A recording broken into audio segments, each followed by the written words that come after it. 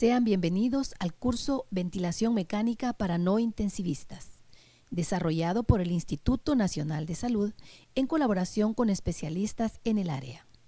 El Ministerio de Salud ha preparado este curso para afrontar la pandemia por COVID-19 con el objetivo de dotar al recurso humano de las habilidades necesarias para manejar un respirador artificial bajo la tutela de un médico intensivista. En esta ocasión, el doctor Cristian Romero, médico especialista en medicina interna y medicina crítica, coordinador del Centro Nacional de Simulación del Instituto Nacional de Salud, desarrollará con ustedes la primera unidad con la ponencia Fisiología Respiratoria y Mecánica Pulmonar. Iniciamos. Tengan todos muy buenos días. Mi nombre es Cristian Romero y trabajo, como se comentó anteriormente, en el Instituto Nacional de Salud. Es para mí un honor iniciar esta serie de ponencias en las cuales se abordarán conceptos fundamentales para comprender el funcionamiento de un respirador artificial.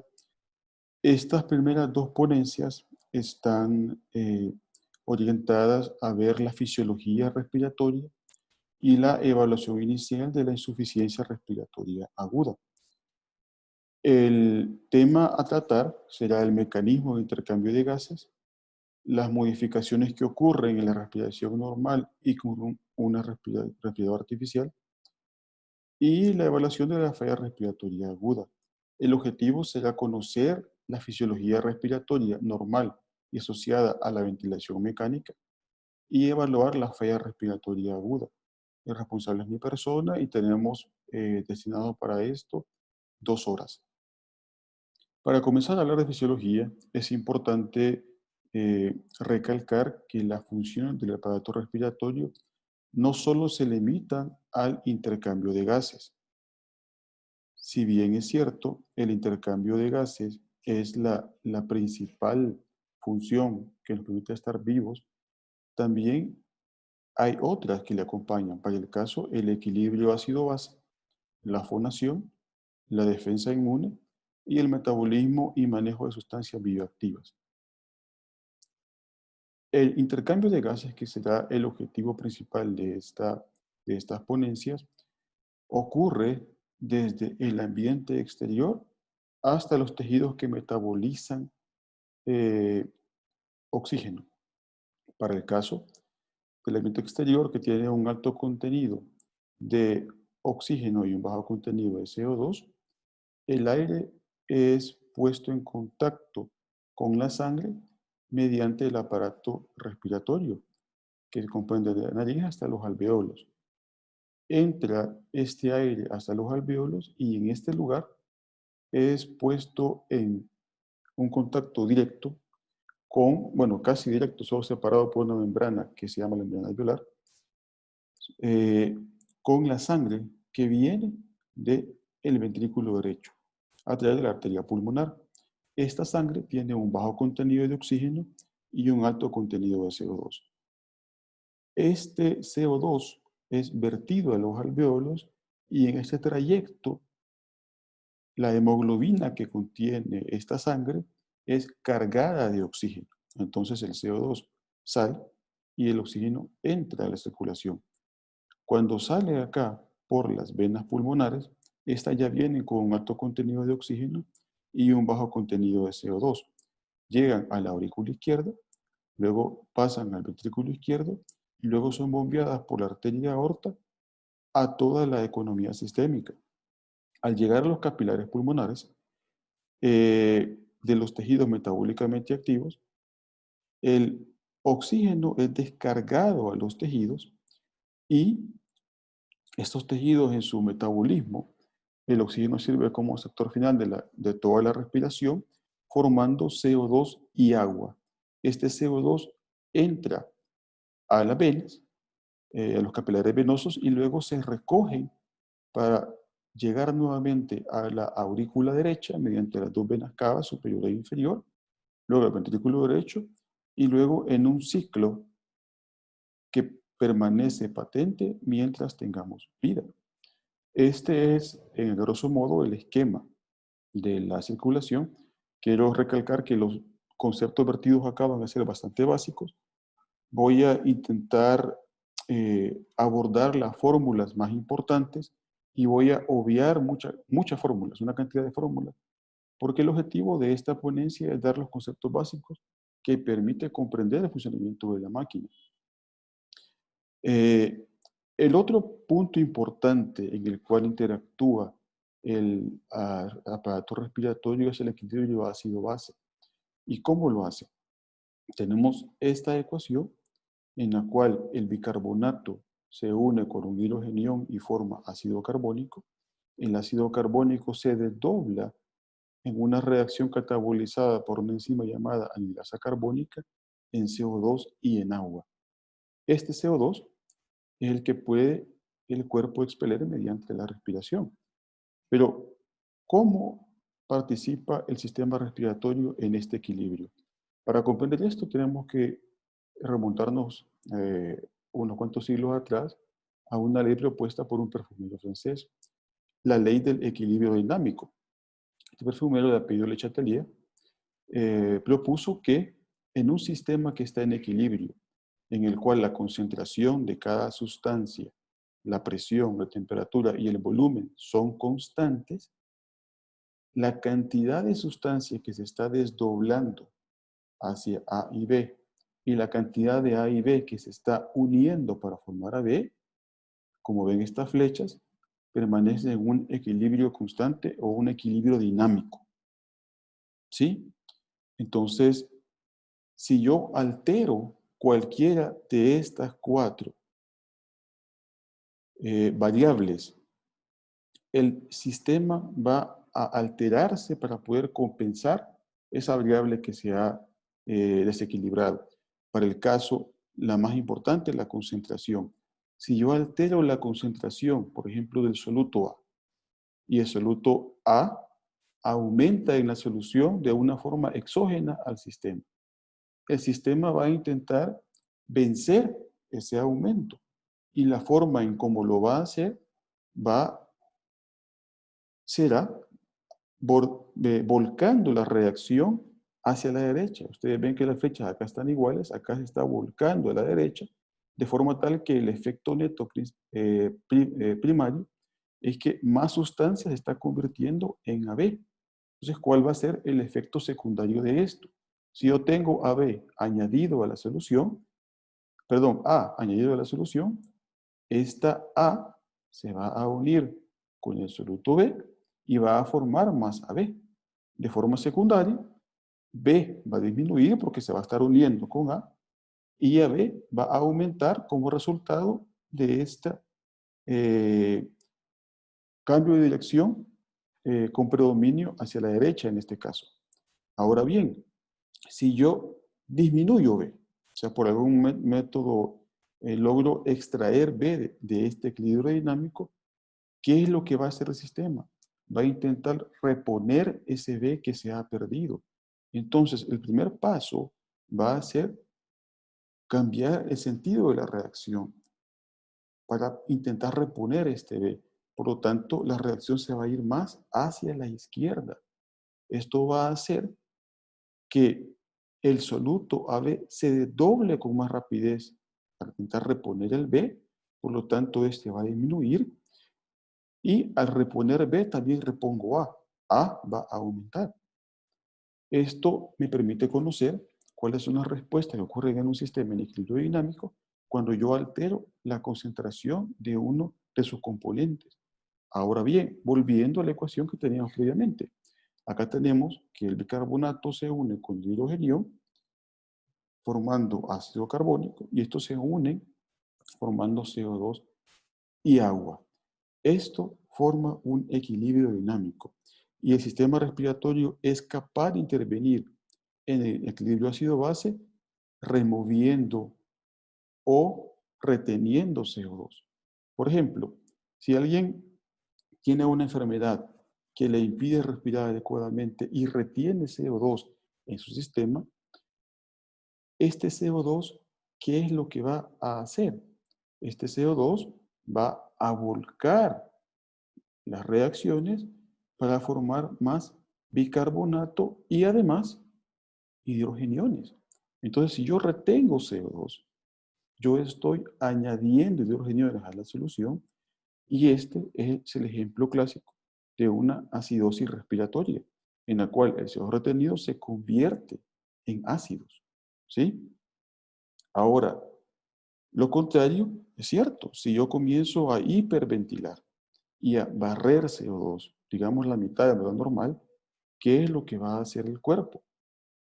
El, el equilibrio de esta reacción se va a volcar hacia reponer el CO2 que se está barriendo en exceso, se está expeliendo por la respiración. Y esto va a hacer que el bicarbonato y el hidrogenión que le acompaña disminuyan. En ese sentido, si yo hiperventilo, eh, esto me puede dar una alcalosis respiratoria. Esto tendrá una importancia, digamos, poca en una persona respirando espontáneamente, pero en alguien en quien yo estoy controlando su respiración y yo decido cuánto ventilan los alveolos, esto es trascendental, porque la gasometría me va a decir qué tanto yo estoy ventilando a un paciente. Y yo puedo decir con mucha seguridad, excluyendo otras causas, que si alguien tiene CO2 alto, está hipoventilando y si tiene CO2 bajo, está hiperventilando. ¿Qué pasa, por ejemplo, si yo agrego un hidrogenión a la solución? ¿Sí? Si yo comienzo a agregar un ácido orgánico a una velocidad que exceda su capacidad de excreción, ¿qué pasa? El cuerpo va a volcar las reacciones de forma tal que este hidrogenión se va a convertir en CO2. Entonces, por ejemplo, en una cetoacidosis diabética, en la cual se están añadiendo cetoácidos a la circulación a una velocidad que excede su capacidad de excreción, este hidrogenión que aportan los cetoácidos se va a unir con el bicarbonato, disminuyéndolo, ¿sí? Y va a producir una cantidad de CO2 que va a ser hiperventilada. Entonces, para poder yo deshacerme del CO2, tengo que respirar más y más profundo. Esto me da el signo clínico clásico de respiración de Kussmaul. Entonces, yo para poder manejar esta acidosis metabólica en particular, puedo hacer dos cosas. Uno, puedo reponer el bicarbonato perdido. O dos, puedo evitar que se produzcan más hidrogeniones.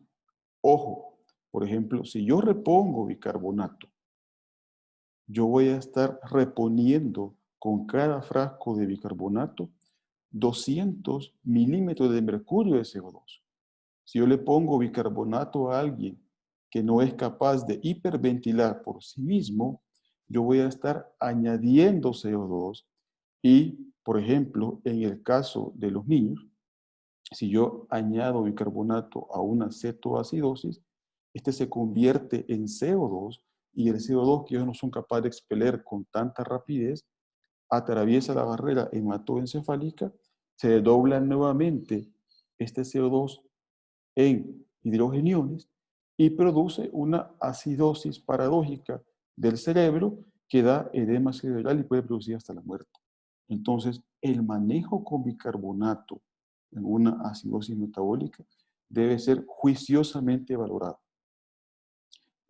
No es tan fácil como solo ponerlo y ya estuvo. Es mejor buscar la causa que está produciendo el aumento de hidrogeniones y combatir esta causa. Eh, otro, Otra función del sistema respiratorio es la fonación dada por las cuerdas vocales y todo el aparato laríngeo. Función que es perdida al colocar un tubo en la boca y que se buscan sistemas con los cuales se puede comunicar con el paciente mediante cartillas o señas o cartillas para que él señale qué es lo que siente, dolor, calor, frío, hambre, sed.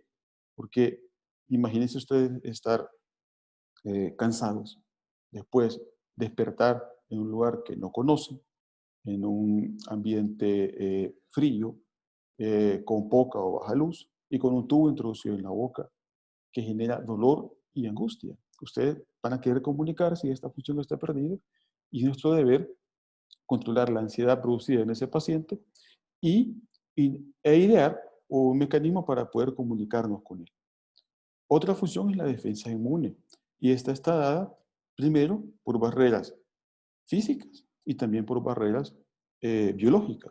Las barreras físicas son todo el sistema que protege la entrada de sustancias y el epitelio que recubre el aparato respiratorio. Todo el epitelio que recubre el tráqueo y vía respiratoria tiene este aspecto en la microscopía óptica, en la cual se ven estos pelitos, estos cilios. Y estas células que tienen mucosidades que lo están secretando al aparato respiratorio.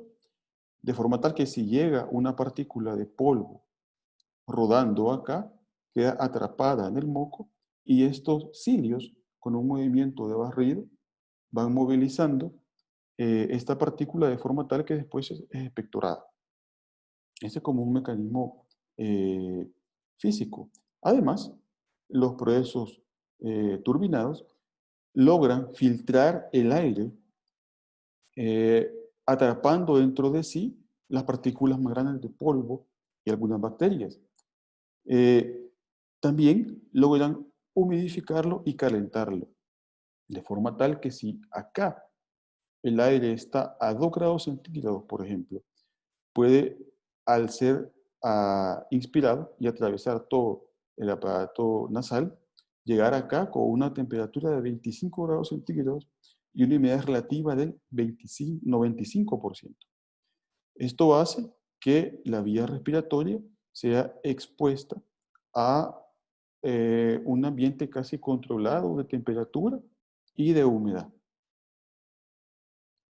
También se encuentran dentro de los alveolos, que están representados por estas líneas acá oscuras, macrófagos que andan rodando en los sacos. Estos macrófagos logran engullir las bacterias o partículas que llegan y que vencen todas estas vías que hemos hablado. Entonces el macrófago lo engulle y después comienza a movilizarse por un movimiento de diapédesis hasta llegar a los núcleos terminales, en los cuales hay cilios que por el movimiento descrito, un movimiento mucociliar de barrido, van desplazándolo para poder ser expectorados. Si yo coloco un tubo en la vía respiratoria, el tubo tiene un balón de neumotaponamiento y este sistema que va filtrando le permite mover todas las secreciones, encuentra una obstrucción y acá puede comenzar a acumularse y formar un franco tapón de moco. Por lo tanto, una vez colocado el tubo orotraqueal, el aseo bronquial está en sus manos. Es importante porque si no se hace, este moco acumulado puede ser el responsable de una obstrucción, de una hipoventilación, una hipoxemia y un paro cardíaco. Así que el aseo bronquial y el cuidado por enfermería de estos pacientes es imprescindible. También el pulmón está asociado con el metabolismo y manejo de sustancias bioquímicas. Quizás están listadas acá de las más importantes, la epinefrina, que es removida, la epinefrina no es afectada, la serotonina es casi removida en su totalidad, y esto hay que ser tomado en cuenta de que no es solamente un sistema pasivo que recibe y recibe, sino que también él tiene sustancias que actúan. Y como hemos visto recientemente, también tiene receptores de angiotensina 1 y 2 que están relacionados con la etiopatogenia de la enfermedad por COVID. Para hablar de anatomía, vemos acá que el aparato respiratorio está compuesto por dos, el superior y el inferior. El inferior del areto laringio hacia abajo está compuesto por la tráquea, los bronquios principales, los pulmones y la caja torácica. La cavidad torácica está delimitada por la entrada del tórax en la región del cuello y por el músculo diafragma, pintado acá como una línea celeste. Eh, por movimientos y por cambios en volúmenes y luego presiones es que se da la respiración. Y acá la membrana que recubre el pulmón es esta que se llama membrana pleural, que hace un repliegue sobre de sí para recubrir también el corazón, el diafragma y luego las costillas. Membranas pleurales que reciben su nombre según la superficie que están recubriendo. Para el caso, cuando recubren pulmón, se llaman viscerales, por recubrir la víscera pulmonar. Y cuando recubren la pared, se llaman parietales. ¿Sí? El trabajo respiratorio está dado principalmente en un 60% hasta un 70% por la contracción del músculo diafragma. El resto del trabajo está dado por la contracción de los músculos intercostales que se encuentran, como su nombre lo dice, entre las costillas. Esta tráquea se va dividiendo de forma dicotómica, o sea, una se divide en dos y luego esa otra se divide en dos y cada división se le llama generación. Entonces, estas divisiones logran que se pueda transportar el aire hasta las vías respiratorias finales y logran aumentar la superficie en la cual el aire entra en contacto con una sangre dividida solamente por una membrana muy pequeña hasta 10 a la 4 centímetros cuadrados, es decir, 1 metro cuadrado. Es decir, un cuadrado de 1 metro de ancho por 1 metro de alto. Ese cuadrado es lo que está contenido dentro de los pulmones de un adulto de 70 kilos de peso corporal ideal. Esto se logra gracias a estas divisiones dicotómicas que ocurren para poder generar la vía respiratoria. Más o menos, en cada división, en la división 16, en la generación 16, ya comienzan a aparecer sacos alveolares. Esto hace que esta generación sea la división entre la vía conductiva meramente y la vía respiratoria propiamente dicha, que esta es la que da ya intercambio de gases. Menor acá y mayor en las zonas en las cuales ya solo se encuentran sacos alveolares. Si yo hago una vista mayor de estos sacos alveolares, lo que tengo es más o menos esto. Es una microscopía electrónica en la cual se ve acá a la izquierda con A los alvéolos y podemos ver que los alvéolos están tapizados de capilares. Acá vemos una arteria pulmonar y acá tenemos una escala de 100 micras. Si yo aumento la escala 10 veces y me voy a la escala de 10 micras, veo acá la pared alveolar en la cual los capilares están casi empalados, uno a la par de otro, y acá puedo ver incluso glóbulos rojos en su tránsito por estos capilares. Si yo aumento esto 10 veces, tengo acá un glóbulo rojo, acá tengo el capilar, y esta pequeña membrana que está dada por la membrana endotelial, la membrana basal, que sirve de sustento para los dos endotelios que están puestos uno contra otro, y la membrana endotelial dada por los neumocitos tipo 1. Esta membrana es la membrana de intercambio de gases. Acá es aire y acá es sangre. Esta es la escala de una micra. Si yo muevo esta escala, pueden ver más o menos que la distancia de esta membrana es menor de media micra, más o menos de 0.3 a 0.4. Es una distancia muy pequeña que tiene que recorrer el aire para atravesar. Y el oxígeno debe recorrer este trayecto desde acá, luego por el plasma, hasta acá, para llegar al glóbulo rojo y cargar la hemoglobina. El CO2 pasa por difusión pasiva, difusión dada solamente por diferencia de concentraciones. Ahora que hemos visto la anatomía, vamos a ver un poco de la mecánica de la respiración.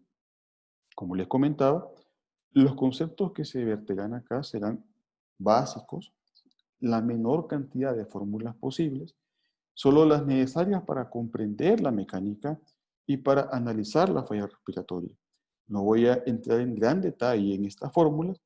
Como les comento, solamente es hacernos una idea de cómo funciona el aparato con y sin una máquina ayudándole.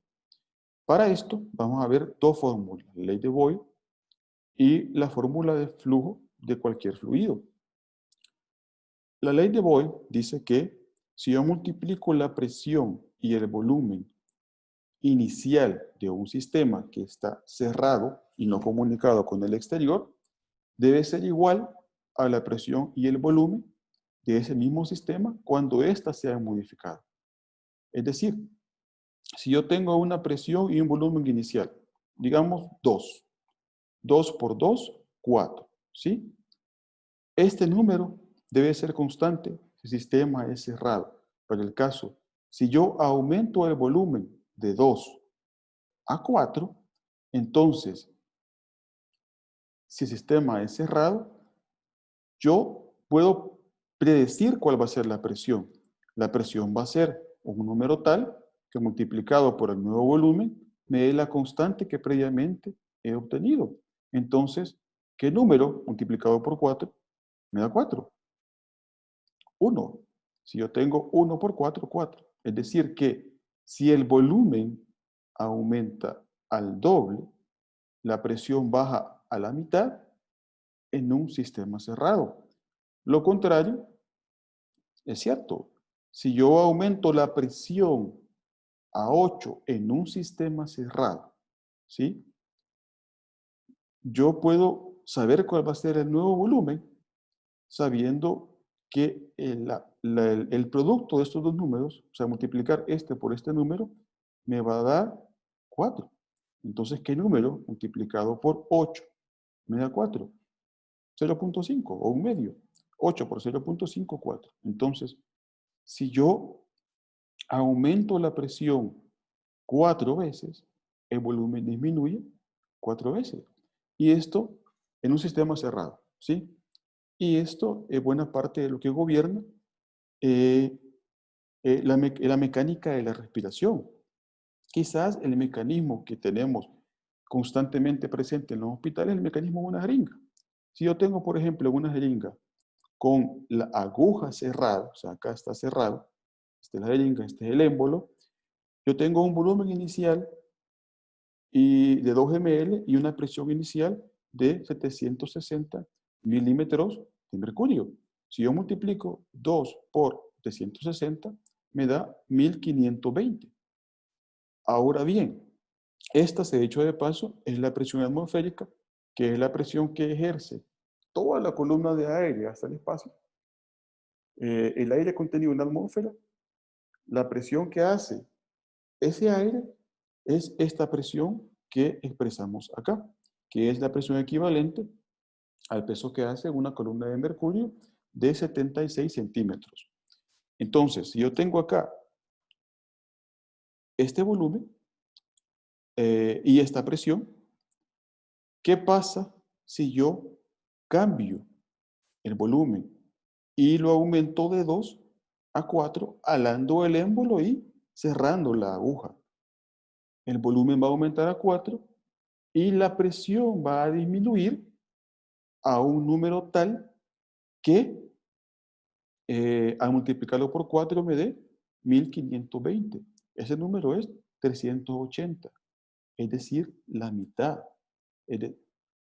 Para repetir esto que es importante, si yo aumento al doble el volumen, la presión baja a la mitad. Y esto me genera una diferencia de presiones. Ustedes ven ahora que la presión interna de la aguja es menor, 380 milímetros de mercurio, que la presión externa. Y esta diferencia de presiones es la que nos lleva a la siguiente fórmula, que es la fórmula de flujo. El flujo, para que ocurra, debe ocurrir gracias a una diferencia de presiones. Esta diferencia se llama gradiente. Entonces, el gradiente de presiones dado entre una presión inicial y una presión final es la que me mueve el flujo. ¿Pero qué me impide que el flujo ocurra? La resistencia. ¿Sí?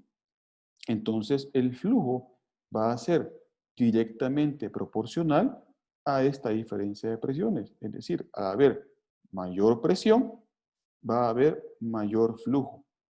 Y el flujo va a ser inversamente proporcional a la resistencia.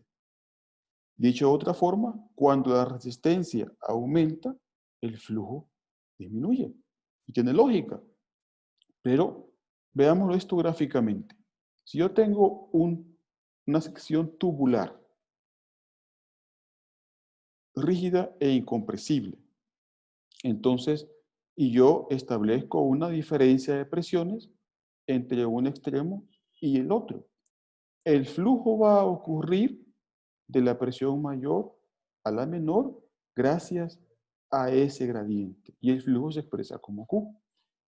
¿Qué me va a dar la resistencia? La resistencia me la va a dar variables tanto del tubo como del líquido que éste contiene, el líquido que está moviendo. Y esto es válido tanto para el aire moviéndose del exterior al interior y viceversa. Es válido para la sangre fluyendo por las arterias. También es válido para la orina fluyendo por la uretra. Esta fórmula es válida para todos los fluidos, sean estos líquidos o gaseosos. Si la presión aumenta, el flujo aumenta. Si la resistencia aumenta, el flujo disminuye. Pero quiero que noten algo. Si la presión aumenta al doble, el flujo más o menos aumenta al doble. Pero si la resistencia aumenta al doble, el flujo disminuye 16 veces. Entonces, la variable que más afecta al flujo es la resistencia.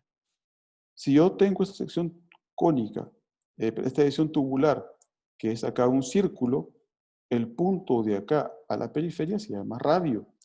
Y ese radio fue estudiado junto con otras variables en un sistema de túbulos compresibles por el científico Jean-Marie Poiseuille, junto con otro científico de apellido Hain, quienes observaron que la resistencia dependía de estas variables: del largo de la sección tubular, de la viscosidad del líquido que se estaba moviendo, de un número constante 8, del valor de pi, que este es constante, y del radio, ojo, elevado a la cuarta potencia. ¿Qué es esto? Es multiplicar radio por radio por radio por radio 4 veces.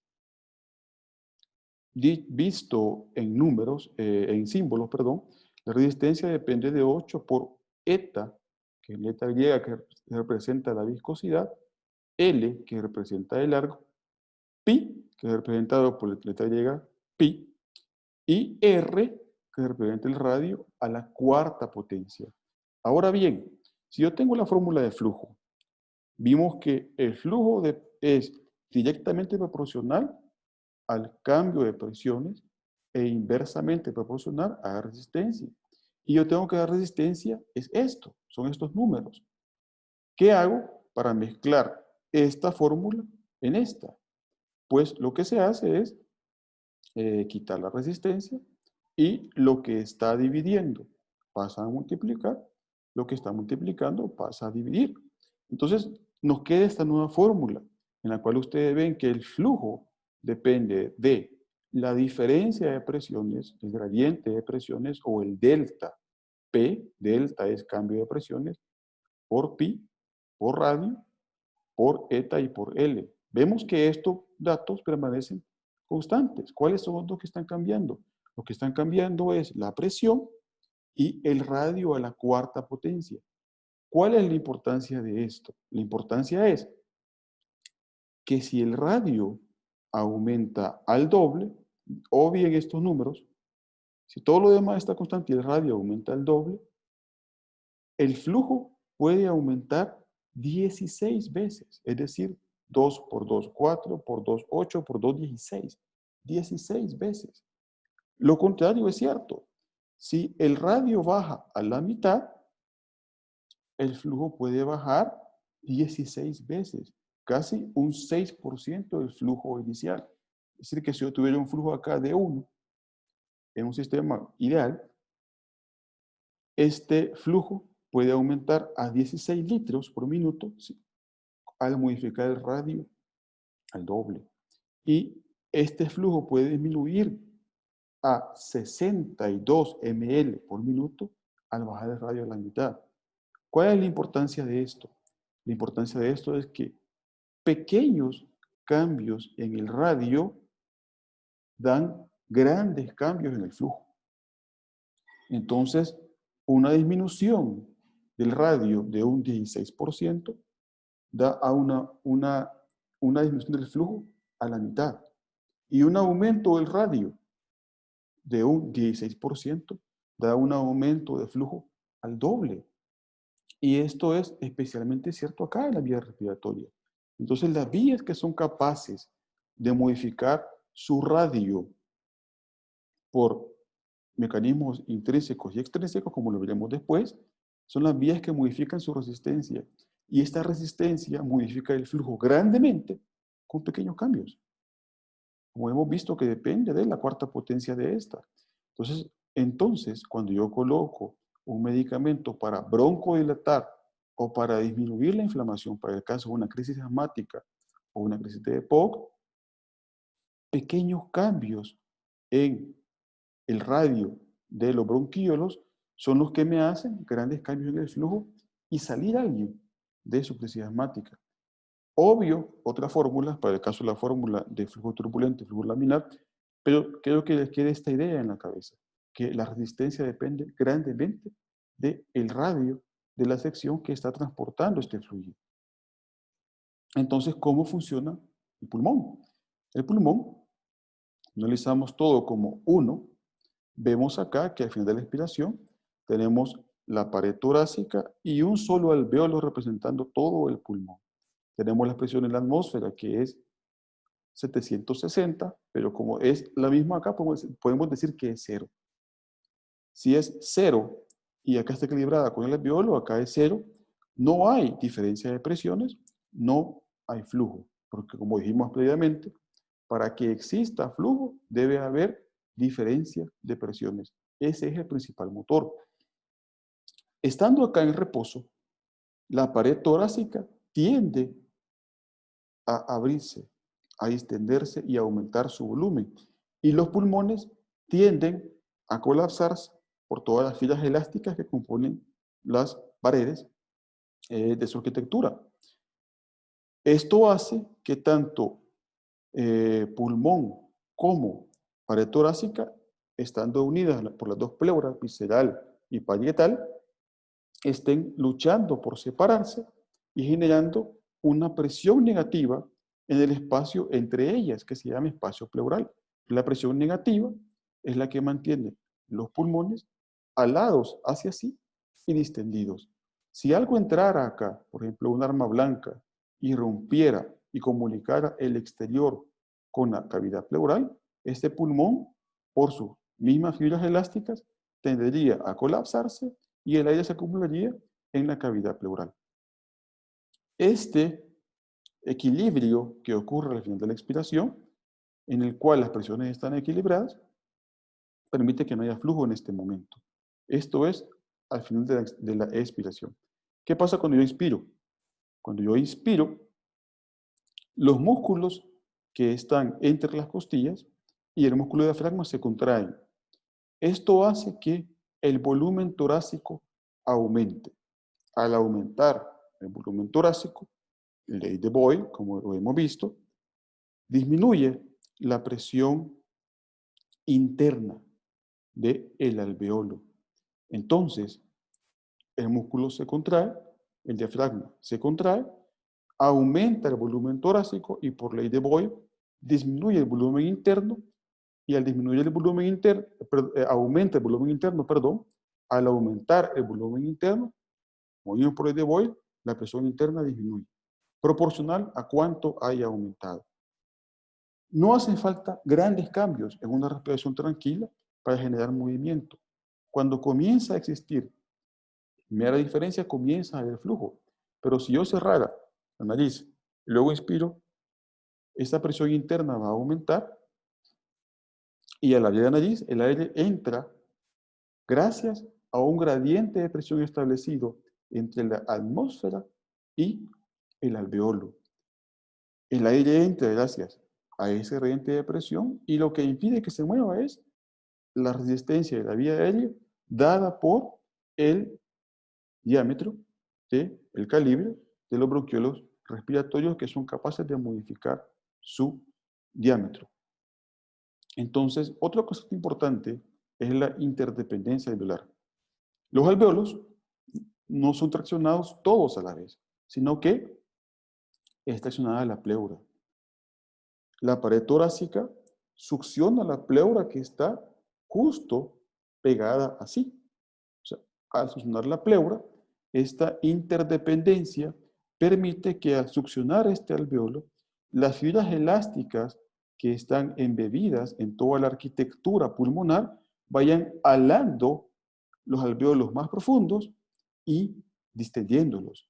Esto permite generar unos cambios que son proporcionales a la capacidad de extensión de este alveolo. Entonces, cuando más se distiende, más aumento de volumen generan, más presión negativa interna generan y más movimiento hacia sí generan estos alveolos.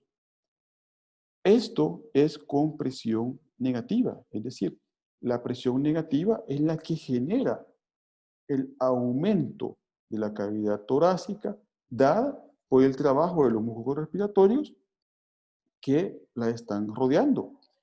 Con presión positiva es diferente. Con presión positiva, los músculos no trabajan, el diafragma no trabaja, y lo que hace que aumente el volumen es la presión generada por una máquina. La máquina genera una presión positiva dentro de sí que transmite a los alvéolos y esta presión transmite el volumen, el cual va distendiendo los alvéolos de una manera un tanto diferente, algunos más, algunos menos, según la resistencia que ofrezcan al flujo, las vías que están más abiertas o más cerradas. Esta es una de las principales diferencias entre la ventilación con presión negativa y con presión positiva a la derecha. Otra diferencia importante, bueno, otro concepto importante es la resistencia de la vía aérea. Como vimos, la interdependencia alveolar hace que los alvéolos se vayan abriendo a las fibras elásticas que están embebidas en toda la arquitectura pulmonar, irse alando. Esto hace que la tensión o la presión negativa transmitida a la pared pleural sea transmitida hasta los alvéolos. Pero ¿qué pasa? La vía aérea está embebida dentro de la arquitectura. Entonces, al traccionar la vía aérea, se tracciona también, al traccionar, perdón, los alvéolos, se tracciona también la vía aérea. Y al hacerlo, aumenta su diámetro. Y al hacer esto, aumenta el flujo de una forma importante. En ese sentido, los alvéolos que más se distienden son los que más traccionan la vía aérea y los que más se ventilan. Entonces, ¿qué otras cosas pueden afectar la vía aérea? Pues, como les comentaba, la contracción dada por los músculos que se encuentran en la pared o la inflamación dada en el epitelio por diferentes enfermedades. Entonces, esto hace que el pulmón vaya de una manera diferenciada, ventilando las zonas según se van distendiendo. Es un mecanismo impresionante. Esto lo vemos acá. Entonces, hay presiones que están traccionando la vía aérea y presiones que las están comprimiendo. El equilibrio de estas nos da un flujo al final, una resistencia más o menos constante. Además está el alveolo que tiende a colapsarse. Hemos visto dos leyes. Una, la ley de Boyle. Dos, la ley de flujo. Y tres, otra que es el concepto de Laplace. ¿Qué dice esto? Quiero que más que la ley, que se grabe en el concepto, y es que en una interfase de agua-aire, para el caso de interfase que cubre el epitelio alveolar, la tensión de esa interfase a cerrarse es mayor cuando la esfera es pequeña. Es decir, que la presión de esta esfera a cerrarse va a ser mayor cuando más pequeña sea y esta presión va a vertir el contenido a esta otra. La presión de esta otra que está abierta es menor. Entonces, los alveolos que están pequeños tenderían a colapsar si no fuera por un mecanismo fisiológico que está dado por el factor surfactante. Entonces, ustedes ven acá la pared alveolar, aquí ven la línea de agua que recubre los alveolos y esta interfase aire-agua. Esa interfase es la que genera la fuerza de tensión de los alveolos para colapsarse. Pero esta fuerza de tensión es diluida por el factor surfactante que impide que el alveolo colapse. Esto es lo que explica la enfermedad por membrana hialina de los recién nacidos. La falta de este factor producida por el neumocito tipo 2. Y es aún más impresionante que cuando la esfera, el alveolo está pequeño, el surfactante está concentrado. Entonces, cuando el alveolo está pequeño, el surfactante está haciendo su máxima función de diluir la tensión e impide que el alveolo colapse. Cuando el alveolo se distiende, el surfactante se diluye. Entonces, el surfactante, al diluirse, disminuye la acción que hace este y no diluye tanto la tensión, con lo que al distenderse el alveolo, el surfactante disminuye, la tensión aumenta y se impide que sobredistienda. Entonces el surfactante hace que el alveolo pequeño no se colapse y que el alveolo distendido no se siga distendiendo, no se traumatice. Como les comento, es algo impresionante la fisiología respiratoria. Ahora, para ir finalizando esta ponencia, la primera ponencia, vamos a estudiar cuál es la secuencia de fenómenos de la respiración con presión negativa. Si tenemos acá un esquema en el cual este cuadrado anaranjado representa la pared torácica y este cuadrado interno representa todos los alveolos como una unidad, al final de la expiración, como vimos, las presiones están equiparadas y no hay diferencia de presiones entre el interior y el exterior y por lo tanto no hay flujo. La presión pleural es negativa, cercana a -5. ¿Qué pasa para comenzar la respiración? Primero, los músculos de la pared torácica se contraen y esto hace que aumente el volumen torácico. Al aumentar el volumen torácico, la presión interna del alveolo disminuye. ¿A cuánto puede disminuir? A -2.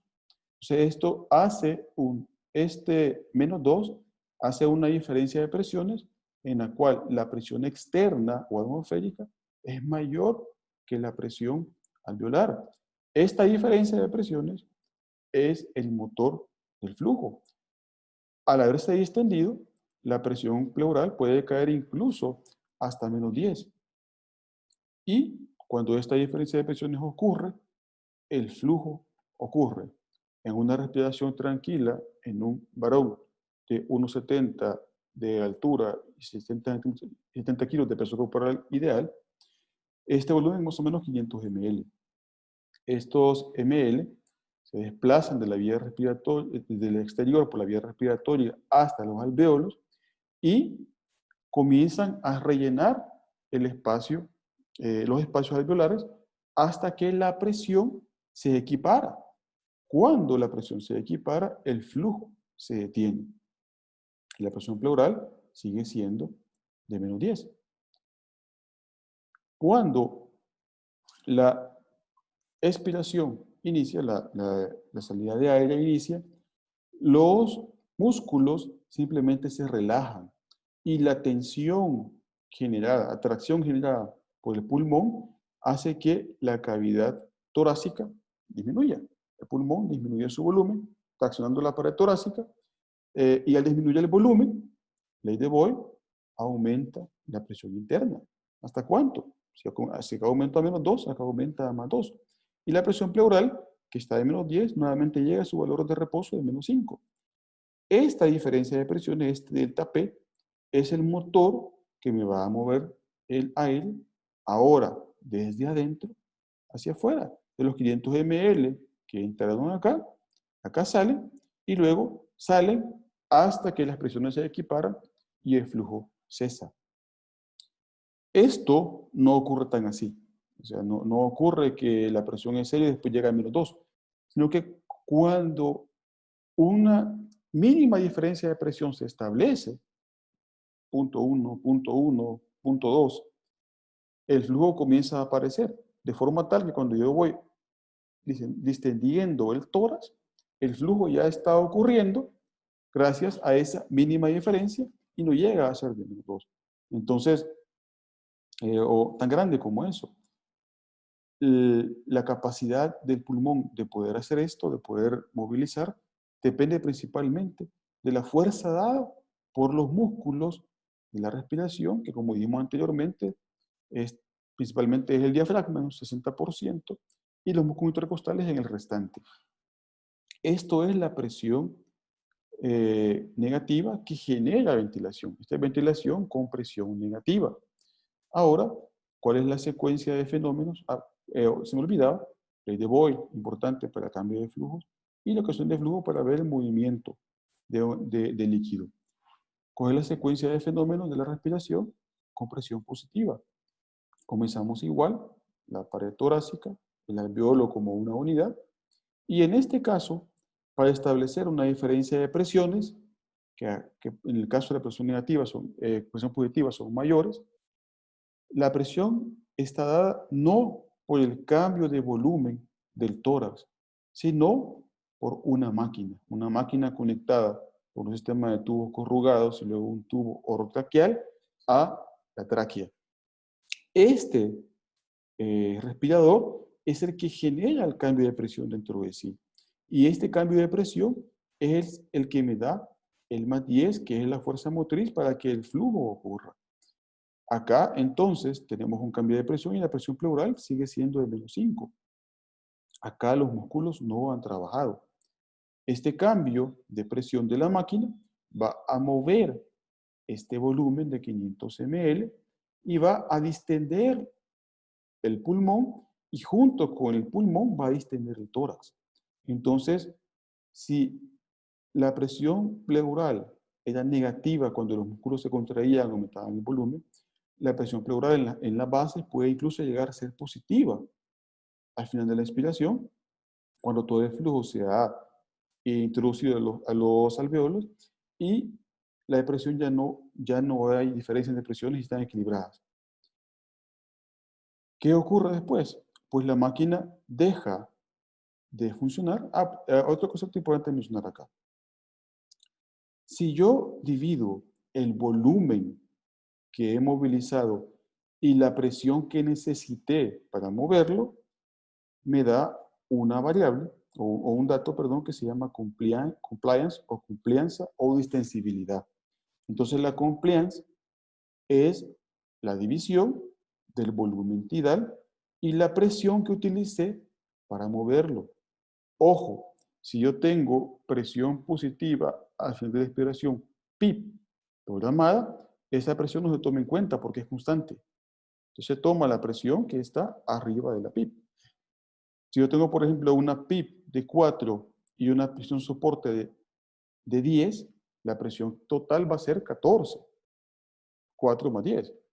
Entonces, para yo saber cuál es el volumen que me movió los 500 ml, yo voy a dividir 500 entre 10, no entre 14. Este dato es importantísimo para decirme qué tan distensibles son los pulmones. Un pulmón distensible tiene una compliance con el respirador cercana a los 60, 70. Es un pulmón es normal, pulmón normal. 60, 70, 50 incluso normal.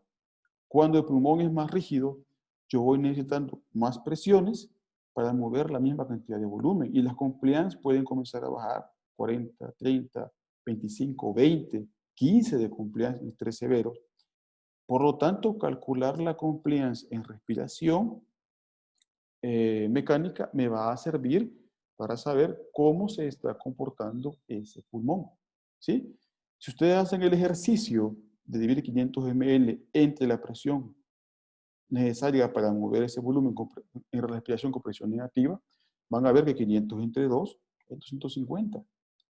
Es decir, que la compliance normal de ustedes y yo respirando sin un respirador es mucho mayor que la compliance de un respirador.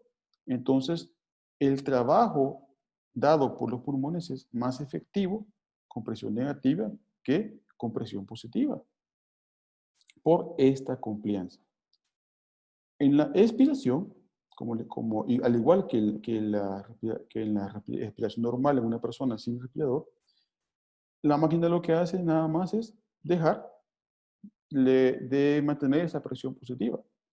Y al dejar de mantenerlo, el volumen torácico disminuye gracias a la tracción elástica de los pulmones y se genera nuevamente este cambio de presión que ahora, sumado con la presión pleural que estaba positiva, va a ser el motor que va a sacar el aire hacia, hacia la máquina.